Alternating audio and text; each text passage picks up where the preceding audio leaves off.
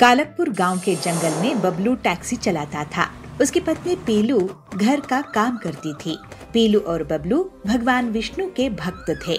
उनके पूजा करते थे और सुबह शाम उन्हीं के नाम का जाप करते थे। लेकिन गरीबी के कारण बबलू तो एक्स्ट्रा टाइम मेहनत करके पैसे कमाने पड़ते थे। लेकिन उसकी ये मेहनत कालू ऑटो वाले को पसंद नहीं थी। वो हर समय उसे नुकसान पहुंचाने के बारे में सोचता रहता था। ये ओवर टाइम करके अमीर हो जाएगा, इसको सबक सिखाना पड़ेगा। एक दिन पीलू कहती है, सुनिए जी, आप ओवर टाइम करते हैं, आपकी तबीयत खराब ना हो जाए, मुझे तो बहुत चिंता रहती है। हमारी गरीबी दूर करने के लिए ज्यादा पैसे कमाने पड़ेंगे, ज्यादा काम करना पड़ेगा, क्योंकि हमें पैसों की जरूरत तो रहेगी ना। जब अपने बच्चे होंगे उसके बाद उनकी स्कूल की फीस, हमारा घर का खर्चा।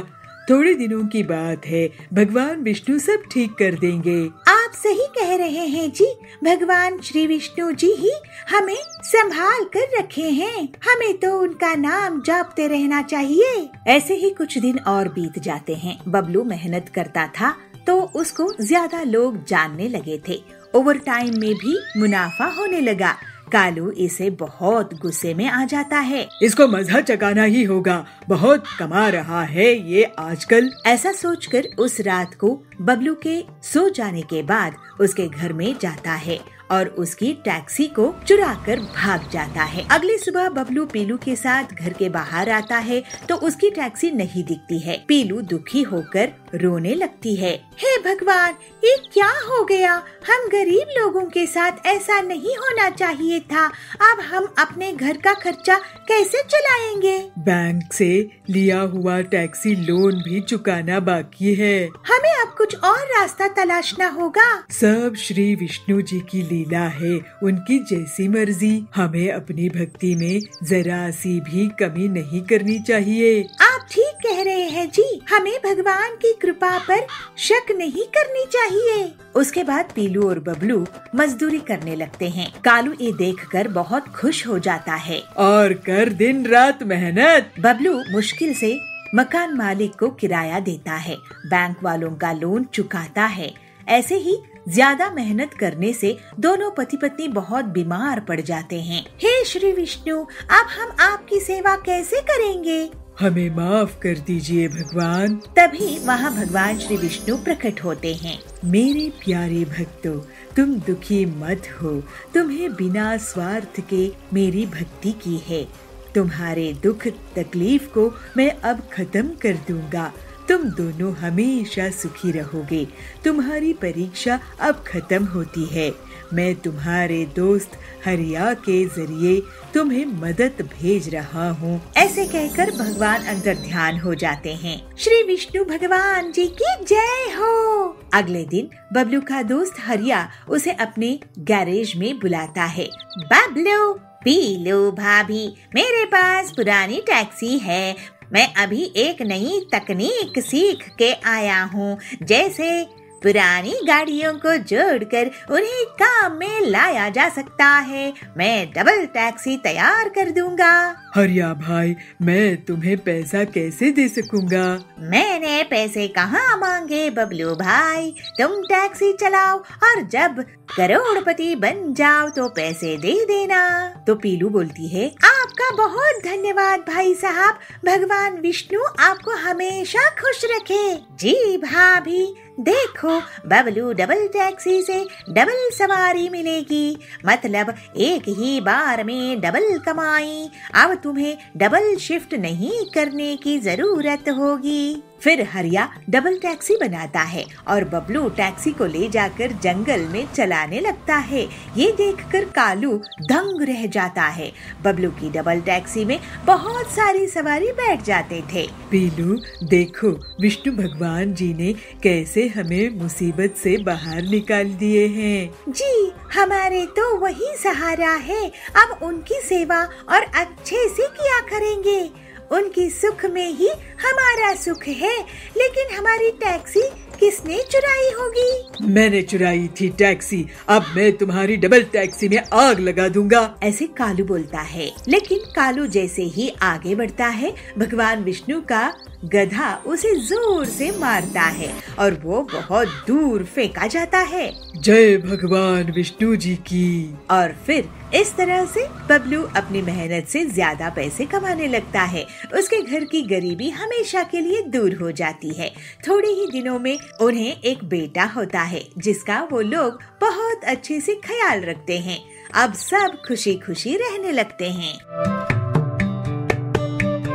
गर्मियों का मौसम खत्म हो चुका था। जंगल में बबलू हाथी और पिंकी मोरनी दोनों बरसात का बहुत ही बेसब्री से इंतजार कर रहे थे। उन्हें बरसात में स्कूल जाना बहुत अच्छा लगता था, मगर गर्मी इतनी थी कि जाने का नाम ही नहीं ले रही थी। जंगल के सभी जानवर इस तेज गर्मी से बहुत परेशान थे। सबका हाल गर्मी से बेहाल हो चुका था। बबली हाथी घूमते हुए जंगल से जा रहा था कि उसे पिंकी मोरनी मिलती है। अरे बबलू, यूँ अकेले अकेले कहाँ जा रहे हो? तुम मुझे तो बताओ, कहाँ जा रहे हो इतनी जल्दी जल्दी में? अरे पिंकी, क्या बताऊं, इतनी तेज धूप निकल रही है। इस गर्मी में तो मेरा हाल खराब हो चुका है। क्या बताऊं, सब के सब जानवर परेशान हो चुके हैं इस सूरज की वजह से। बताओ, गर्मियों का मौसम खत्म हुए महीने हो गए, मगर बरसात का नामो निशान ही नहीं है। इसलिए मैं पास ही के स्विमिंग पूल में नहाने के लिए जा रहा हूँ। अरे बबलू, मगर आज ही मौसम विभाग ने बताया है कि आज बारिश होने की संभावना है। क्या पिंकी, तुम भी कैसी बातें कर रही हो? देख रही हो मौसम को, कितना तेज सूरज निकला हुआ है। ऐसे में बारिश कहाँ से होगी? भला तुम्हें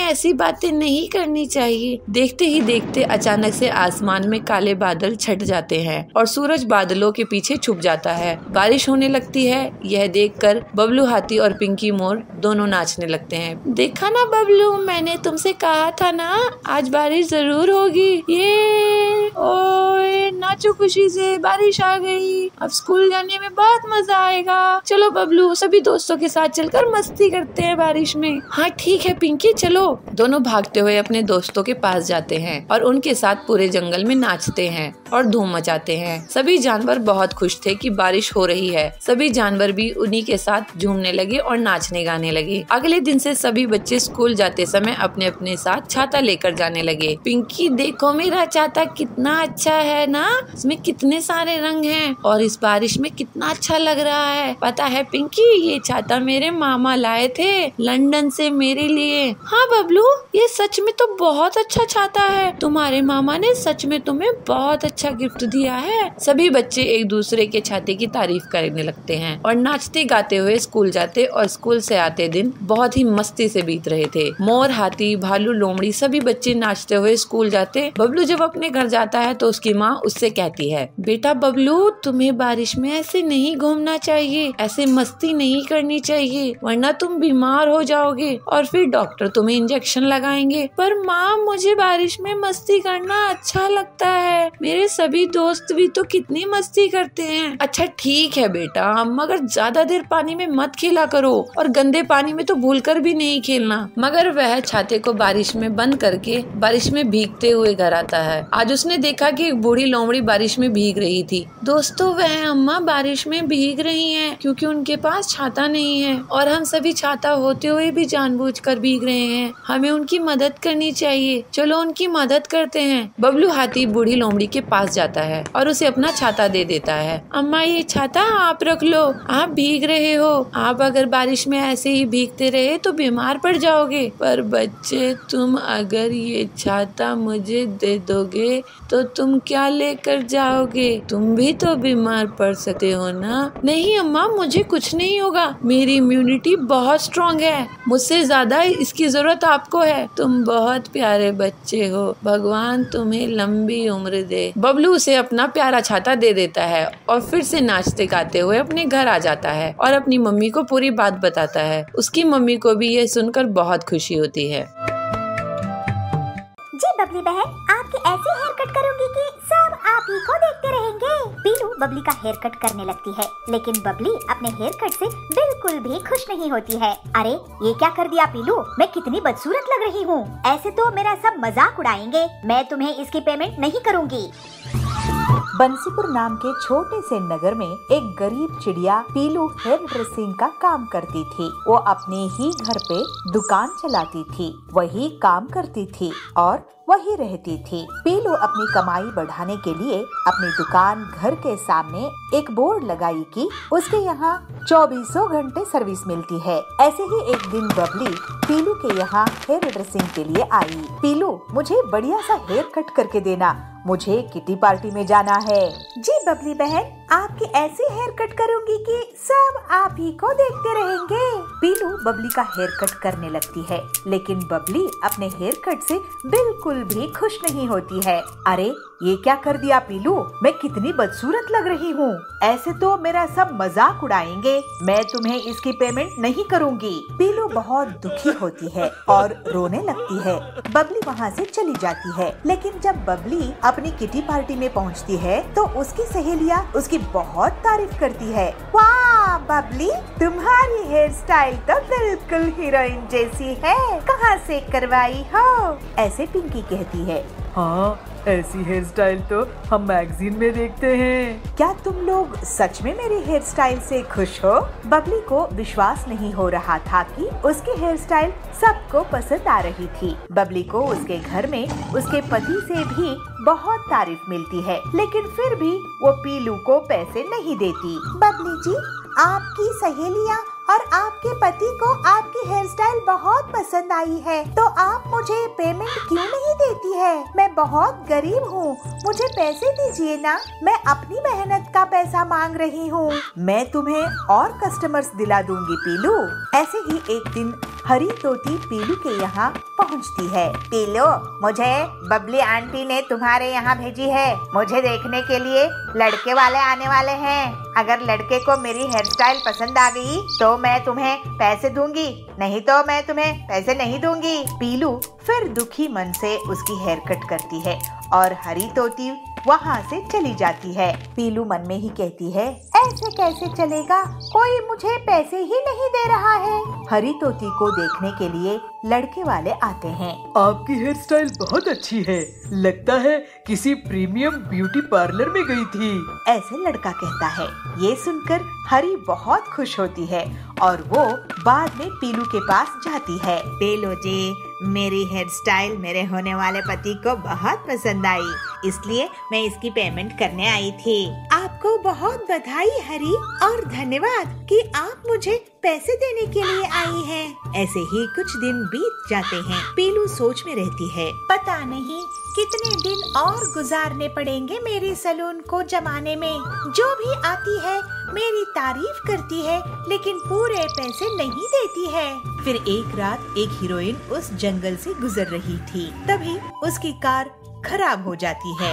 अरे ये कार कैसी खराब हो गई? मेरा तो यहाँ आते ही सिर दुखने लगता है। कोई होगा क्या जो मेरी हेड मसाज कर दे? मैडम, इतनी रात में कौन सा लेडीज सैलून खुला होगा? तभी वहाँ से पीलू उड़ रही होती है। वो हीरोइन को देखकर रुक जाती है। अरे हीरोइन जी, मैं आपकी बहुत बड़ी फैन हूँ।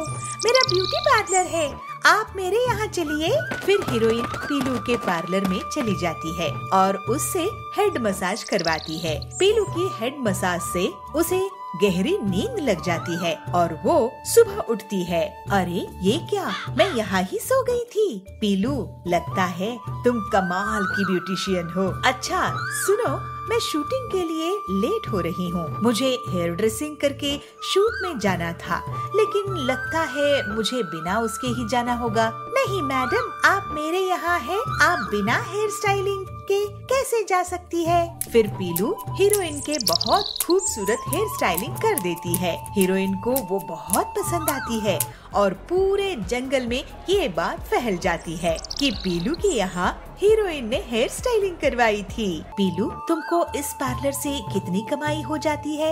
यही कोई 500,000 रुपये, ज्यादा नहीं मिलते हैं मैम। अरे तुम जैसी टैलेंटेड हेयर ड्रेसर को इतने कम रुपये? तुम मेरे साथ चलो, मैं तुम्हें महीने का 1 लाख रुपया दूंगी और अभी दूसरी हीरोइंस का तुम हेयर स्टाइल करना तो तुम करोड़पति बन जाओगी। पीलू ये सुनकर बहुत खुश होती है और अपने टैलेंट और मेहनत से वो बहुत जल्द ही फेमस हेयर ड्रेसर बन जाती है। अब पीलू एक गरीब हेयर ड्रेसर से अमीर हेयर ड्रेसर बन जाती है।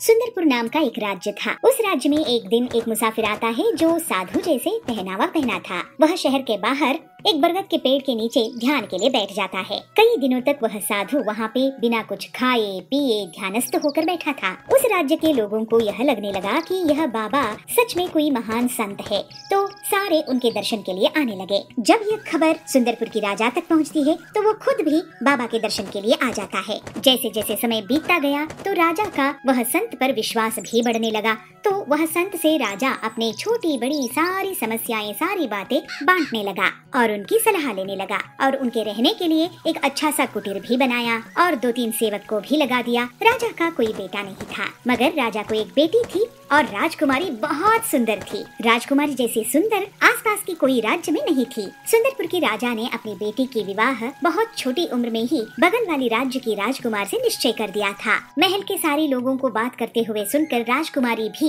वह संत से मिलने की इच्छा प्रकट करती है, मगर राजकुमारी को महल से बाहर जाने की इजाजत नहीं थी। मगर एक दिन राजकुमारी को मौका मिलता है और वो सबसे नजर बचाकर साधु को मिलने चली जाती है, मगर यह संत की भेष में ठगता वह कोई साधु नहीं था। जैसे ही वह राजकुमारी को देखता है तो वह मोह में पड़ जाता है और राजकुमारी से विवाह करने की आलोचना करता है। राजकुमारी केवल दिखने में सुंदर नहीं थी, बहुत होशियार भी थी। उसने उस साधु की आंखों में वो लालच देखी और उसे समझ में आ गया कि यह साधु कपटी है। जैसे ही मन में ये विचार आया, राजकुमारी वहाँ से भाग निकली, मगर साधु भी उसके पीछे पीछे उसको पकड़ने के लिए भागा, मगर वह पकड़ नहीं पाया। तो उसको बहुत गुस्सा आया। मुझसे बचकर कहाँ जाओगी?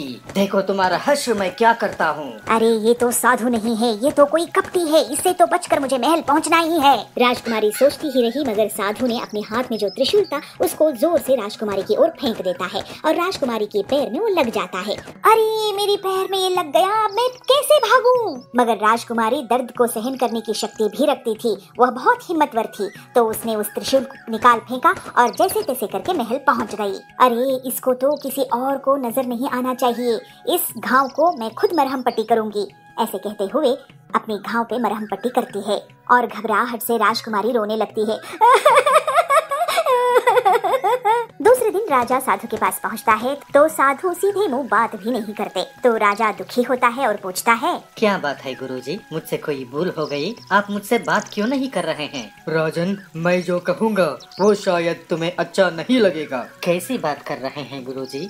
कहिए, क्या बात है? तो फिर सुनो राजन, इस राज्य में एक बुरी आत्मा है, अगर उसका अंत नहीं किया गया तो वो सबको खत्म कर देगी। यह सुनकर राजा के मन में घबराहट पैदा हुई और वह कहा, बुरी आत्मा कौन है वो? उसे कैसे पकड़ा जाए? यह आत्मा आपकी महल में एक सुंदर लड़की का रूप लेकर रह रही है। कल रात को ये आत्मा हमसे मिलने हमारे कुटीर पर आई थी, लेकिन जैसे ही हमने अपने त्रिशूल उसकी तरफ फेंका तो उसने अपनी असली रूप में आ गई। उसने एक भयानक रूप धारण कर लिया। अगर मैं साधु नहीं होता तो वो मुझे भी खत्म कर लेती। मगर गुरुजी, ये तो बताइए कि मैं उसे पहचानूंगा कैसे? ऐसे कहते हुए राजा अपनी चिंता प्रकट करता है। तब ये कपटी सन्यासी कहता है, उसे ढूंढो, उसके पैर पे त्रिशूल का घाव है, अपनी राज्य में डंका बजा दो, मिलते ही उसे कैद कर लो, फिर मैं बताऊंगा आगे क्या करना है। यह सुनकर चिंतित राजा अपनी महल की ओर दौड़ता है और महल के कर्मचारी को बुला के कहता है कि जिसकी पैर पे त्रिशूल की निशान है उस लड़की को ढूंढने के लिए। उसके महल के नौकर और सैनिक पूरे राज्य में ढूंढते हैं, मगर उनको ऐसी कोई लड़की नहीं मिलती है। मगर आखिर में यह पता चलता है कि राजकुमारी की पैर पे त्रिशूल का निशान है और यह बात सेवक आके राजा को सुनाते हैं। यह बात सुनते ही राजा परेशान होकर साधु के पास पहुँचता है और सारी बातें साधु को कहता है और यह निवेदन करता है कि शायद साधु से कोई भूल हुआ हो। साधु को तो ये अंदाजा था, वह पहले से ही सोच कर बैठा था और राजा से कहता है, राजन, तू जिसे राजकुमारी समझ रही हो वो असल में तुम्हारी बेटी नहीं है। तुम्हारी असली बेटी को पैदा होते समय एक जादूगरनी ने चुरा लिया था और उसे इस बुरी आत्मा से बदल दिया था। अब तुम पर है राजन, मेरी बात मानो या ना मानो। अगर नहीं मानोगे तो राज्य का विनाश निश्चित है। राजा को साधु पर अटूट विश्वास था, इसीलिए ज्यादा न सोचते हुए राजा ने साधु की बात मान दी और राजा अपनी बात को मान रहा है इसका भनक लगते ही साधु कहता है, एक बड़ी संदूक मेरी कुटिया में रख दो और रात होते ही किसी को भनक ना लगते हुए राजकुमारी को मेरे पास ले आओ। राजा बिल्कुल वैसे ही करता है जैसे साधु ने कहा था और राजा और साधु दोनों मिलकर उस संदूक में राजकुमारी को डालकर उसको बंद कर देते हैं और रात को ही उस संदूक को नदी में बहा दिया। उसके बाद राजा महल चला गया और साधु अपने कुटीर। मगर साधु को अभी भी संतुष्टि नहीं मिली थी क्योंकि वह खुद राजकुमारी को सजा देना चाहता था। इसलिए कुटिया में पहुँचते ही अपने 2 शिष्यों को बुलाते हैं और कहते हैं कि उन्हें सपने में भगवान के दर्शन हुए और भगवान ने कहा है कि नदी में तैरते हुए संदूक एक उनको मिलेगी और उस संदूक में बहुत कीमती चीज है और इसलिए दोनों शिष्यों को कहता है कि वो तुरंत जाएं और वो संदूक को ढूंढ के कुटीर में ले आए। गुरु की बात सुन के दोनों शिष्य नदी की ओर चल पड़ते हैं। अगले दिन पड़ोस की राज के राजकुमार नदी किनारे शिकार पर आए थे। अचानक राजकुमार की नजर नदी में तैरते हुए संदूक पर पड़ती है और वह सैनिकों को तुरंत वह संदूक बाहर निकालने की आदेश देते हैं। इतनी बड़ी संदूक को देख के राजकुमार को थोड़ा आश्चर्य तो हुआ मगर वह संदूक को खोल के देखने की निश्चय करते हैं और खोलते हैं। जैसे ही संदूक खोलता है तो वह आश्चर्य और बढ़ जाता है क्योंकि संदूक में बहुत सुंदर सी एक कन्या थी। इतनी सुंदर कन्या राजकुमार ने पूरी अपनी जिंदगी में कभी नहीं देखा था। राजकुमारी डरते ही संदूक से बाहर आती है और राजकुमार को सब कुछ बताती है। राजकुमार भी स्वयं अपना परिचय देते हैं कि वो पड़ोस की राजकुमार है जिसकी शादी राजकुमारी के साथ बचपन में तय हुई थी। राजकुमार राजकुमारी को सांत्वना देते हुए कहते हैं कि वह तुरंत वहीं पे गांधर्व विवाह करेंगे और उन दोनों ने गांधर्व विवाह कर लिया और सैनिकों को राजकुमार आदेश देता है कि उस पेटी में एक जंगली बंदर को बंद करके फिर से नदी में बहा दिया जाए। राजकुमार राजकुमारी के साथ अपने महल वापस चला जाता है। इधर साधु के दोनों शिष्य पेटी को नदी में तैरते हुए देखते हैं और उस संदूक को ले जाकर साधु के कुटीर में रख देते हैं। पेटी को देखकर साधु को बहुत संतोष होता है और वह दोनों शिष्यों को कहता है जब तक वो ना कहे तब तक कुटिया के अंदर ना आए और कुटिया के बाहर पहरे पर खड़े हो जाएं। फिर क्या था, साधु ने कुटिया की दरवाजा बंद किया और संदूक को खोला। पेटी से निकली हुई बंदर साधु के ऊपर कूदकर उसको बहुत सताती है। साधु चीखता रहा, चिल्लाता रहा मगर कोई कुटिया की दरवाजा नहीं खोला। इस तरह साधु को अपनी किए की सजा मिल गई।